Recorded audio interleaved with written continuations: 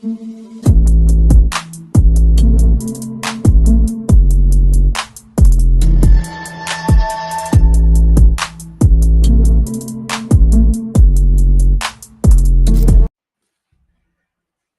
going on, Pats Nation? Welcome to another edition of the Cans Pats Talk Patriots podcast. Today is a Monday. It's a big week. If you're a Patriots fan, if you're a Commanders fan, we got joint practices today.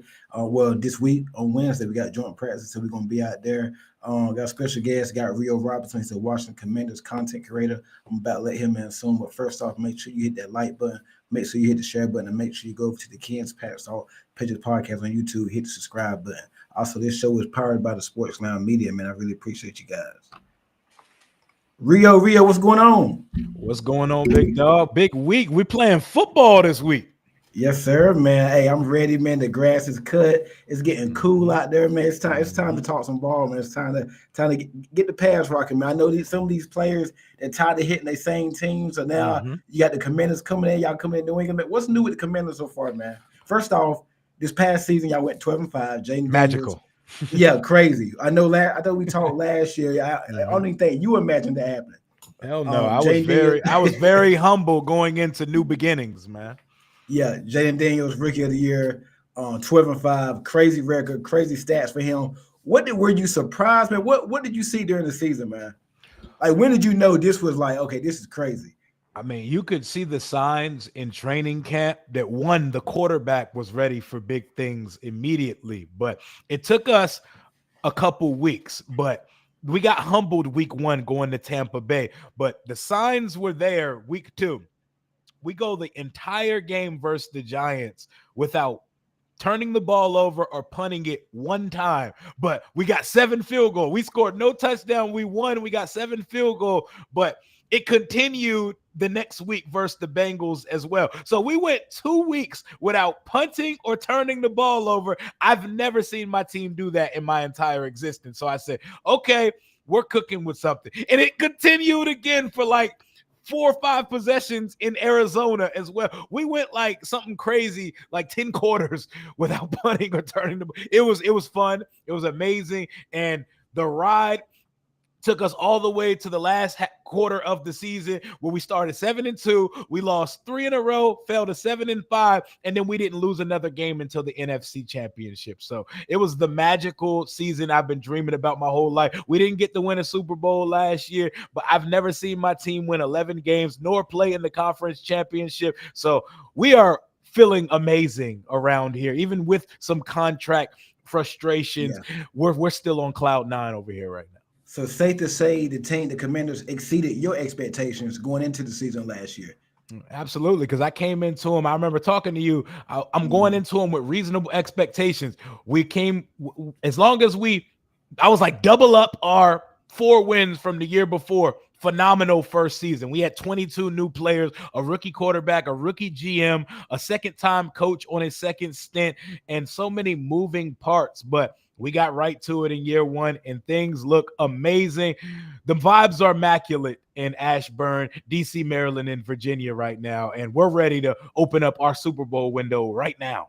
Yes, sir. I can definitely see that. That Tampa Bay Buccaneers game, did you think y'all – because I know y'all lost to Tampa early in the year. I think it was week 1, right? Week 1, yep. Okay, did you think y'all was going to win that game on the second in the playoffs in the wild card round? Do you think y'all was going to win that game against Tampa Bay? I felt we were going to win that one. The Detroit game, I felt like we were going to give them a game, but the Tampa game, I felt so confident that we were going to win. It came down to a doinked last-second field goal, but I have unwavering confidence in Jayden Daniels. If he has the ball in the 4th quarter of a game that's within reach, I feel like we could beat any football team you put out on that field. And then y'all went to Detroit. A lot of people counted y'all. I didn't think y'all could win that game. I didn't either. I was like, okay, hold on, man. This is too good to be true. Now, there's no way they're going to Detroit and go win that game. But y'all dominated from the start. Jared Goff turned back in to Jared Goff when he was with the Rams, throwing interceptions, getting sacked. The pressure was getting to him. He was struggling. I was like, dang, they might do this thing. And then you had the receiver that went to Jacksonville. I like out of Carolina. Diami Brown. Yeah, y'all lost him. I actually liked him. I thought we was going to draft him a couple of years back. But he was making some crazy catches that game. McLaurin had a good game. And then Jayden Daniels was phenomenal that game. Y'all beat Detroit. and then y'all play Philly the next week, and everybody thought y'all would come back to earth, but I actually thought y'all was going to beat Philly that game, and you end up, it went down to Philly had control of the game for the most part, and then I think at the beginning y'all started turning the ball over. Without those turnovers, I think y'all probably could have possibly made that game interesting. Yeah, 3 fumbles by non-Jayden Daniels players. Jayden was moving the ball on that defense. He can't help it if Austin Eckler, De'Ami Brown, and Jeremy McNichols decide to start coughing it up all over the field. The Detroit game is funny because we were 10.5-point underdogs, and no one mentioned anything about Detroit's defensive injuries all week. All of a sudden, we put 45 on their head tops. Oh, it's because they're injured. I don't care. You have the best offense in the league. We put 45 on you, and y'all only scored 31. Y'all can't keep up with a rookie quarterback in his first ever divisional round playoff appearance. We've had a lot of fun last year. The Hail Mary versus the Bears, we broke their spirit. That was crazy game. From 4-2 to losing 8 in a row. The Bucks fans were talking crazy, humble them. Lions fans were talking crazy, humble them. The Eagles got us last year. We just didn't have enough around Jayden. Jayden was built for the moment. He was ready to go versus Philadelphia, but that team is just too stacked and too talented. And they did the same thing to the Kansas City Chiefs. It was Philadelphia. Yeah. The offseason y'all had very busy. Y'all had a lot. Made a few signings. You got Thompson from the Texans, got Deebo Samuel from the 49ers. He got some weight concerns, but you've been there close to camp. You know what's going on there. How has Deebo Samuel looked so far in camp? And a couple players so far on the team that you're looking forward to seeing this year that you think will take some big leaps. Deebo Samuel doesn't have weight concern. I can go ahead and clear that up right now. That is only discourse on social media, on TikTok, and from other fan bases. Deebo looks great. There are not many silver linings and plus sides to Terry McLaurin's absence at Commanders camp, but the plus side is that Jayden and Deebo have developed a phenomenal relationship, and they hit for a chunk play every day of practice. They even did it again today, deep down the right sideline in blanket coverage. Jayden's throwing dots and Deebo's getting under it. And as much as Deebo's used typically as a Swiss Army knife gadget type player, they got him running a lot of wide receivery thing. He has to kind of imitate the role of a Terry McLaurin because we need to give our boundary corner some bump on the outside. So Deebo looks great. He's fit in like a glove, and he loves it here with Jayden Daniels. He's about to see what playmaking feels like when you have a quarterback that can kill you in every single way possible. But our rookie class is standing out. I know I was just about to add, I was just about to go there. How do you feel about your draft class so far? We drafted a tackle in the first round in the late 20s. That's not the sexiest pick, but the clear plan of the offseason was protecting our long-term investment, Jayden Daniels. You go get Tunzel for one side, you go get Josh Connolly Jr. on the other side. We've only had 3 padded practices, so there's not but so much you can tell in camp from a tackle, and we have the either-or him and Andrew Wiley situation at right tackle right now. But the other rookies, I can talk to you about a bunch. Second round rookie Trey Amos, a corner that probably should have went in the first and we considered in the first round of the draft. He looks like everything we've been missing. Everything that Emmanuel Forbes and everything that Emmanuel Forbes and St. Juice lack, Amos has it. He has speed, he has size, he has physicality, swagger, confidence, and that's a day one plug and play starter opposite Marshawn Lattimore on one side, and we get to move Mikey Sainristil still in the slot where he was the best nickel coming out of Michigan a couple years ago. Nick Saban called him the best pound-for-pound player in a class with Jayden Daniels in it, so that should tell you everything you need to know. We put way too much on Mikey Sainristill's plate last year. We made him play outside. We made him run the ones with Jamar Chase and some of the best receivers in the league when he's a 5'9" nickel corner, and he still showed up. He had 2 picks in the divisional round game versus the Detroit Lions, and he caught more interceptions than Quinyon Mitchell and Cooper DeJean did last year. But that's not here nor there. The Eagles, I'm not going to hate on it, bro. Their rookies were phenomenal last year. They asked their rookies to do a little less than we asked our rookies, but they produced. They got 2 guys in the top 100. I'm not hating on them, but I'm excited to see the 2 rookie offensive pieces we drafted. Jalen Lane in the 4th round, receiver, out of Virginia Tech, and the 7th round running back, Ja'Cory Krosky-Merritt. That is not your typical 7th I seen round. You just posted on Twitter too. We don't have a running back in the room that's shifty, that has lateral agility, that has the ability to accelerate, decelerate, jump cut. I ain't seen a jump cut in DC since Adrian Peterson played here 7 years ago. That guy has the juice that Brian Robinson and company do not have. That's not your typical 7th round pick. He missed his full last season because of an eligibility issue, not because he was hurt, and he stayed in his university the whole time. He stayed on the scout team, and he worked and got ready and was the MVP of the East-West Shrine Bowl. That's a name you need to be looking out for fantasy. I know we should be keeping him a secret here in DC. Ja'Cory Krosky Merritt, we call him Bill. That's his nickname. That's somebody people need to be paying attention to for sure. Y'all lost Dante Fowler. I think he had double-digit sacks for y'all last year, right? 10.5. Yeah, 10.5. So that's pretty good for him. Pretty good. That was an under the radar signing for y'all last year. Y'all bring in Von Miller. What do you expect from Von Miller? Because last couple of years with the Bills haven't been the best, but I think he can give y'all a little bit as a sub rusher. He probably ain't gonna start, is he? He's gonna do it. He's gonna do exactly what Dante Fowler did last year. He's gonna come off the field on rundowns, and he's gonna go hunt on third down. He's probably gonna pay 37 to 40% of snaps, and he's here just to hunt. 1 year, $6.5 million for one of the best edge rushers ever, up to $10 million if he hits incentives, and he has things that he's playing for. He's trying to get in the top 10 all time for sacks. I believe he needs 12 and a half to get there. So definitely going to mean something to this defense. He doesn't have to give us double-digit sack. I think his mere presence, 7-8 sacks. Yeah, his mere presence alone will create for guys like Javon Kinlaw, for Deron Payne, for Dorrance Armstrong, for Frankie Louvu, who we use as our Micah Parsons light over here in DC. Who had a real good season last year, too. Second team All-Pro, absolutely. Our linebacker core actually existed. In years past, we had no backers. Last year, we got 2 All-Pro backers with him and Bobby Wagner. So the run defense actually being able to slow down the run is what I'll be paying attention to, because we went and got a lot of big bodies. We got your boy Dietrich Wise over here now. Yeah. We got him. We got Javon Kinlaw. We got Jonathan Jones in the secondary. We got a couple former Pats. KJ Osborne. Yep, KJ. So, I would love to see what KJ is going to actually bring to the offense. I don't have that much expectations for him, though, but he's fighting for that last spot. Let's address the elephant in the room. Terry McLaurin. When do you think something going to get done? Is something going to get done? And what you think the contract is going to look like? Do you think, he submitted a trade request last week. He's probably not going to get traded. I seen a report earlier it's going to be unlikely. But what you think? What's your update? What you think is going to happen with that situation? We're not trading, Terry. We're not trading. See, the NFL is this one sports league where the teams and the owners kind of have leverage over players. Players can't necessarily control their destiny like they do in other sports. So this is going to end one of two ways.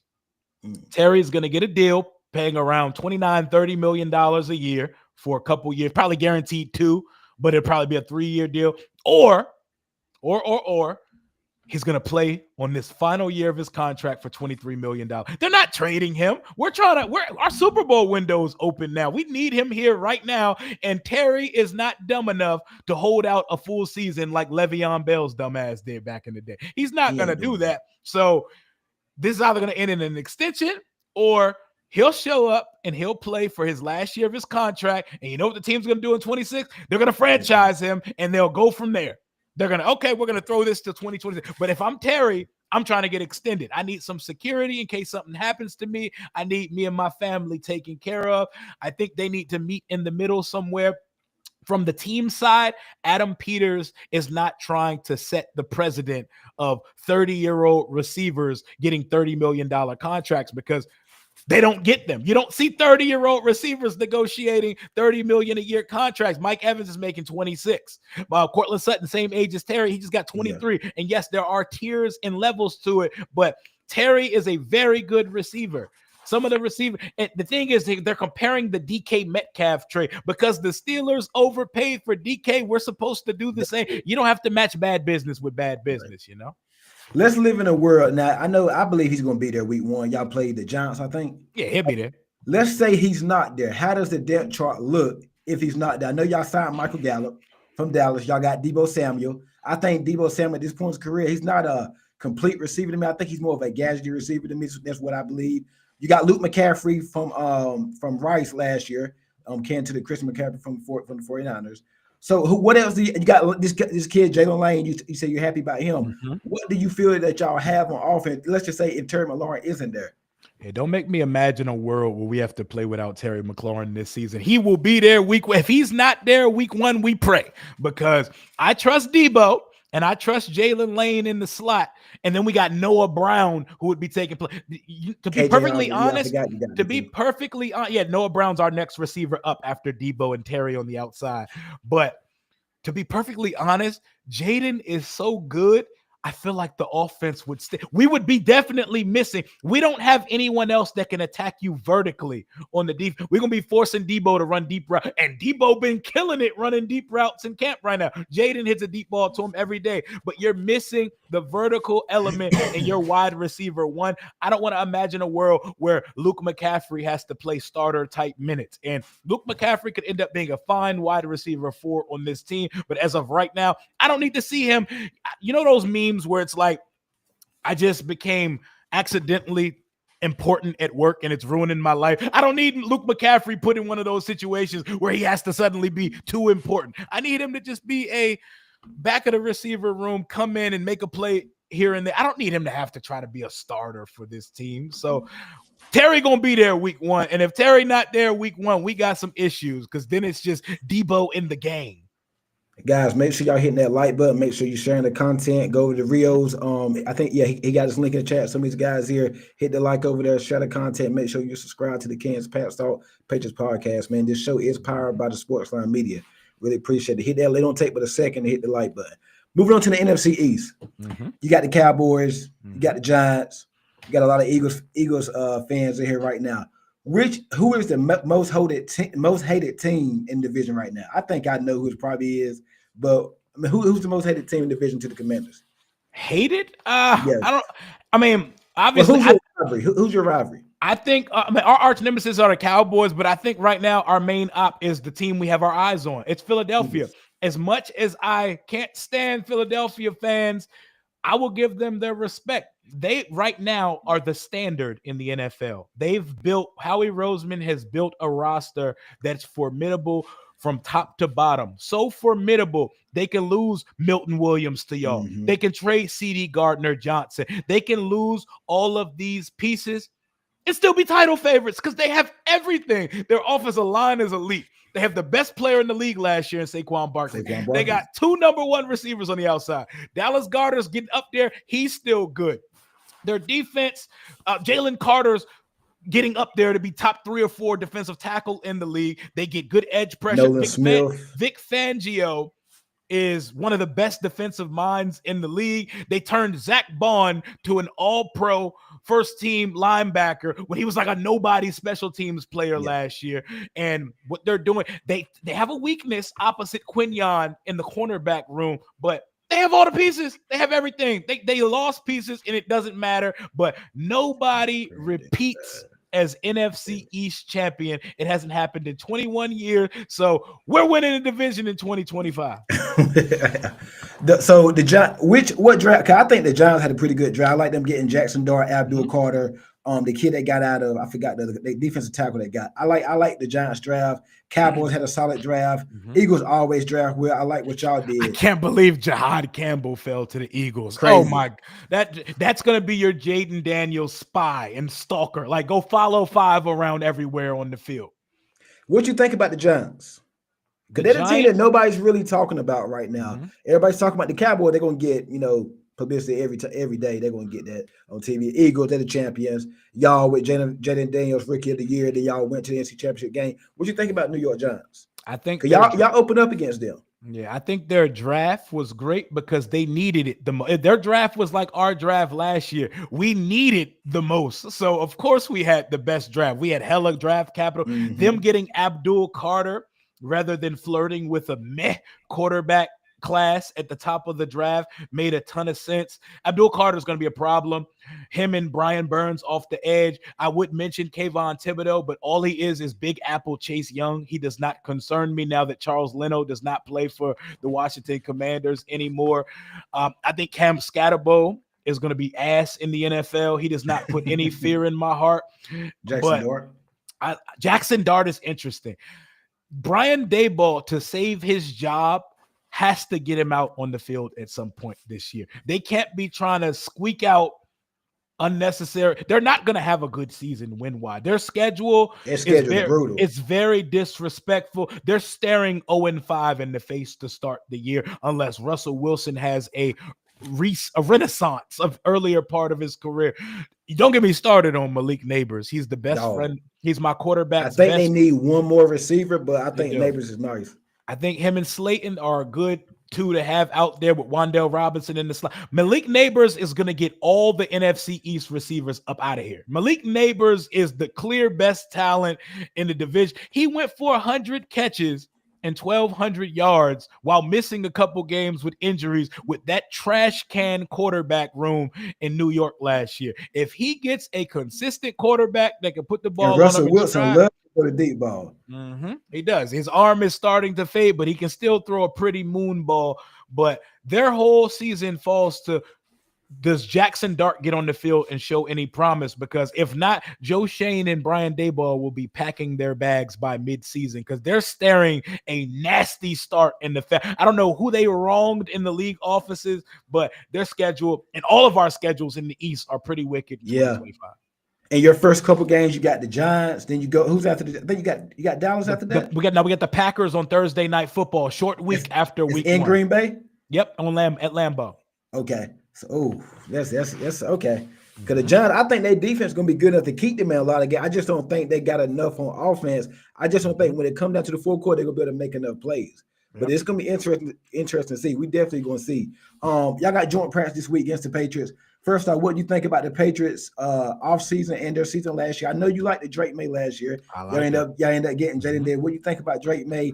And what are you looking to see this weekend joint practice against the Patriots? Yeah, a lot of my subscribers still get at me because I was so okay with us drafting Jayden or Drake. I like Drake May. I love Drake May now that Mike Vrabel is there for y'all. You know, y'all got a real culture setter and a guy who should have never lost the Tennessee job, but that was probably the best thing that ever happened to him because now the team he played for and was a legend for is the team he's coaching. Right. But I'm excited to see what the narratives are at joint practice on Wednesday at Gillette Stadium. This is our first real juxtaposition seeing Drake May and Jayden in their NFL homes. But I think our team is a little further in our development. This is kind of the real restart, a second restart. Drake May got to learn another language. I feel like we did this offseason what y'all did last offseason. 100%. Going out, get signed, all these people. Yeah. Yep. Y'all are doing what y'all are matching the playbook of what we did. Y'all spent on some high dollar guys over there, but I want to see these quarterbacks first and foremost. I want to see what they look like on the same field together. I want to hear I think there's going to be a lot of national stories coming from joint practice because I don't think we see our guys really on Friday. I don't even know if we see 5 take the field on Friday. I don't think, because I know they're going to practice in joint practice. Depending on what they do and when, they're probably not going to play. It's probably be Josh Dobbs probably going to start. Who y'all back up? Mariota, and he's a little banged up right now, so you might see a lot of Josh Johnson and Sam Hartman on Friday. Yeah. So I don't think we're gonna play Drake. I hope not. We already got a couple of injuries. I'm sad we ain't gonna get to see the Gonzo and Terry McLaurin matchup. But yeah, I don't think they're gonna play a lot. Dang, just hearing the name Gonzo gives me war flashbacks. The 2023 draft, me and my boys, we had like a prayer circle, and we were just willing Gonzo down the board to fall to pick 16, and he was there, and we chose Emmanuel Forbes over him. That was just 2 years ago. Emmanuel Forbes is already not on this roster anymore. On his first round, with the Rams, I believe, right? Yep, he's with the Rams now. So every time I hear Gonzo and I see how well he's playing, I know he's got injury issues. He should have been a Commander. But if he was a Commander, things would not have went the way they went, and we would not have ended up with Peters, Quinn, and Jayden Daniels. So things played out how they needed to. But every time I hear Gonzo, it hits me in the heartstring. Yeah, it's going to be kind of like a reunion day Friday because Jayden Daniels played with Kayshon Boutte, our start wide receiver. Will Campbell's used to block for Jayden Daniels at LSU. Y'all got Dietrich Wise from the Patriots. You got Jonathan Jones, KJ Osborne. So what have you seen from the new the pieces that came up from New England to y'all? What have you seen from the guys? Jones, Osborne, and just Jones, Osborne, and Dietrich Wise. Yep, just it is very family reunion like. And Will Campbell, that's a guy in college that said, I will put my life on the line for Jayden Daniels. I will go out there and die to protect 5. So that's fire. I love that. And I love that for y'all. I hope he's looking good in camp. But Jonathan Jones, I loved the signing even more after we drafted Trey Amos, because that's a starter quality player that we're not going to start. He's going to be the next corner in rotation. He is the next guy after Lattimore and after who had a hamstring issue the whole time after we traded him last year, and Trey Amos on the outside. He comes in the Lattimore room. got a gauntlet of receivers in that division, man. Yeah, he do. He do. And now he got a running mate at corner now with Trey Amos. But Dietrich Wise gives us some size off the edge. I don't need him to try to be a 10-sack guy. I'll take it if he can do it, but he sets an edge. That's a big dude off the edge. Our run defense was a problem last year. Every running back worth anything ran on us. Jahmyr Gibbs killed us. Thank God the Lions stopped giving him the ball. Saquon scored on the first play of the NFC Championship. It's why Chin and Fowler are not here anymore. Bijan went crazy on us, but the Falcons decided they were going to abandon the run in the second half. Every running back worth a damn ran on us last year. So adding size to the defensive line has been a big thing. I have nothing to report to you on KJ Osborne, because from here, I called him KJ the Friendly Ghost last year. We claimed him, and he never really he touched the. Has he done anything in camp? He's returning punts now. He's returning punts, and he does individual drill. He really doesn't get much. It's crazy. Without Terry McLaurin, you'd be thinking more guys are running with the ones. He doesn't get that many reps with the ones. So he might be a cut candidate. Oh, well, very much. No, cut candidate. I don't expect him to make the team. We got a bunch of guys competing for the 6th spot. So our receiver room is this: Terry McLaurin, Deebo Samuel, Jalen Lane, Luke McCaffrey, Noah Brown. That's our 5. How has Michael Gallup been? Michael Gallup and KJ Osborne are on the same peninsula of who's going to try to be this last spot. It's them two competing with an undrafted free agent out of Louisville, Ja'Cory Brooks, to see who's going to be the 6th receiver on the Washington Commanders. So the joint practice session on Wednesday and the preseason, it matters for your boy KJ, Gallup, Ja'Cory Brooks, and Chris Moore, because Chris Moore actually gets the most burn right now. I'm not a fan of him. He's 32 years old. There's no upside to him. He has a drop problem as well, but we don't know who the 6th receiver is going to be. In the Cliff Kingsbury offense, you're keeping 6 receivers.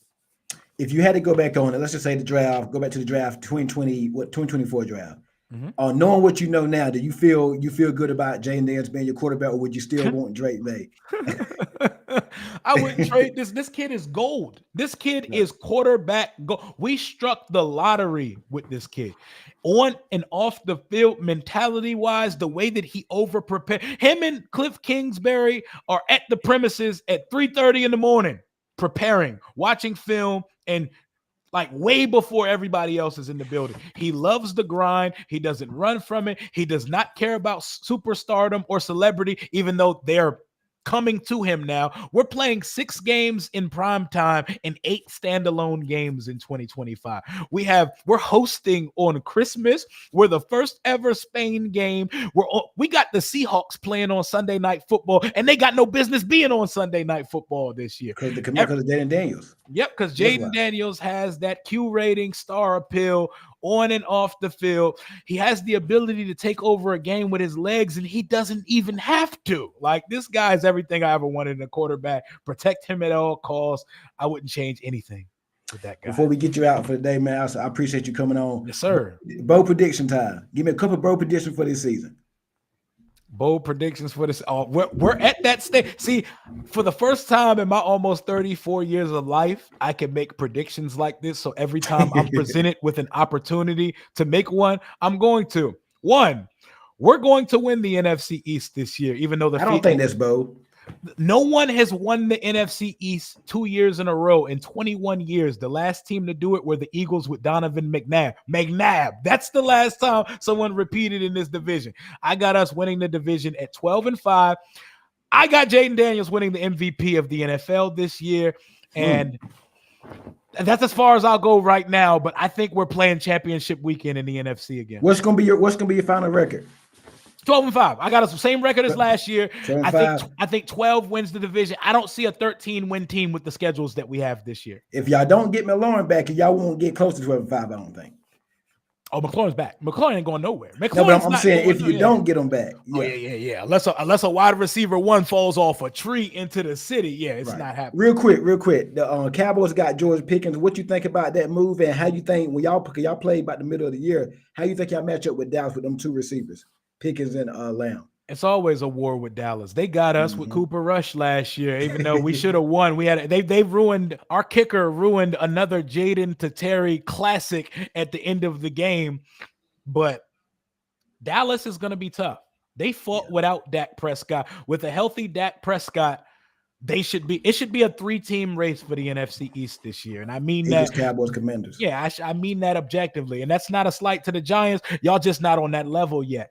But Dallas getting Pickens, that was a big deal. That was a big deal. They have a first-year head coach, and I don't think we need to – that's the scary part. Is Schottenheimer built for the big lights? The Cowboys are the biggest brand in sport. It's not like going to coach the Jaguars. You're coaching the biggest brand in sports, owned by one of the biggest idiots and meddlesome owners in sport. This man, Jerry, It'd be sounding real plantation like when he goes to the podium and talks about his players. Look at the Micah Parsons and Trayvon Diggs situation right now. But I think it's a 3-team race. We owe them for not sweeping them. We had to beat them at the last second in week 18 with Marcus Mariota, and for Terry to get the single season touchdown record for the Commanders last year. So we're playing them on Christmas this year on Netflix for the opener on Christmas. We're going to have, it's going to be fun, man. It's going to be fun. The NFC East is going to be a dogfight, and we're all going to be on in-season Hard Knocks during the month of December and January. Yep. NFC East is going to be on there. Us, Dallas, and Philly going to be duking it out for the division, and the Giants going to be firing coaches and GMs on that joint. So it's gonna be fun, man. Gonna be definitely interested to see, man. Rio, appreciate you coming on, man. Let everybody know where they can find you at. Rio Robinson. Most of your people are already in here, but shout out to him, man. Rio Robinson shows called Rambling with Rio. Rio_Robinson 91. I'm rambling. I'm stirring the pot and causing problems on the timeline, and either live or making a video every day on the channel. Come have some fun over here. All fans of all teams are welcome. I appreciate you for having me on for a second year in a row, my guy. Yes, sir. I appreciate you and your fans coming on. Hey, make sure y'all hit that like button. Make sure you share. It don't take but a second to hit the like button. Share the content. Make sure you subscribe to the Kansas Patriots podcast. Also, go over to Rio's channel. Make sure you subscribe to his channel. This show is powered by the Sportsline Media. Rio, appreciate you coming on, dog. Yes, sir. And do not take it personal when Jayden gets surgical at them joint practices on Wednesday. Hey, we're going to see. We're going to see. We're going to definitely go see, man. I appreciate it, bro. Always, man. Yeah, have a good one. Go Pats. Yes, sir.